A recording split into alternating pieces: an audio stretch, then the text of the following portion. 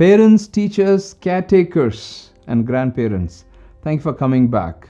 These episodes are meant just for you. Thank you for shooting your questions. Send your questions to askgeorgeuncle@gmail.com. Now, it's a very interesting question. I have this issue with anger.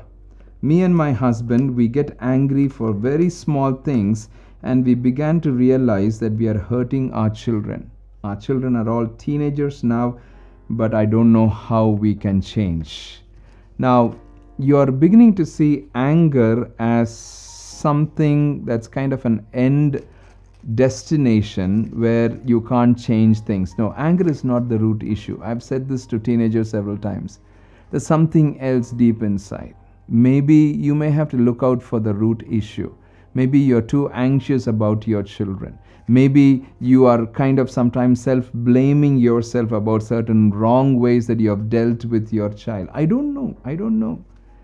What is that root issue? Why are you getting in that place of anger? Maybe you're comparing your children with maybe your relatives' children, maybe your other children. Maybe you're scared. What will the children become? What will the children do? How will my teenager do this? What will my relatives ask? I don't know what it is. I think you need to calm all of that external noise first. Calm all of that external noise first. Your whole goal is this. These are your children. You value them, you love them, and you believe in them. That's a very important point. You believe in them. Can you let your children know that you believe in them? In every one of those reactions, every one of those response, let them know you believe in them. Not hurt them. Sometimes today I hear parents say we get angry and we've hurt the children and we don't know, the children don't believe us anymore. If you've hurt the children, you've behaved in a certain way, just say sorry. Explain the whole situation. Explain your emotions. Explain. I think it's good to communicate. That's one of the problems that we have, especially in our own culture here. We don't explain. We don't spend time talking. We don't spend time sharing.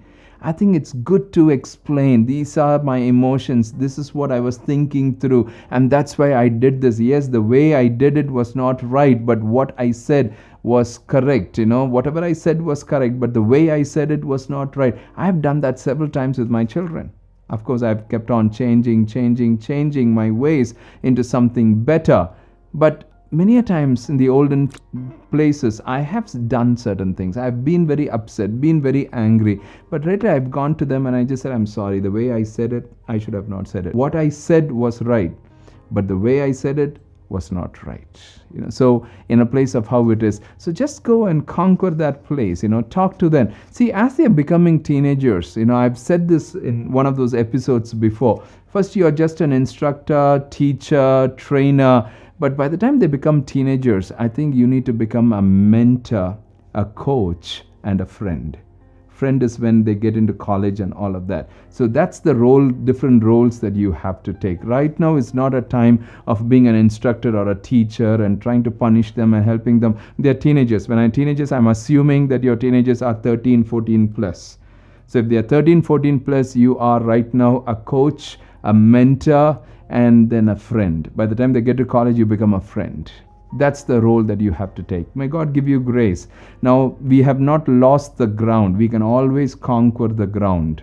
God is always interested in redeeming the lost ground. Thank you so much for being here. Keep shooting your questions. Would love to answer them. Thank you for being here.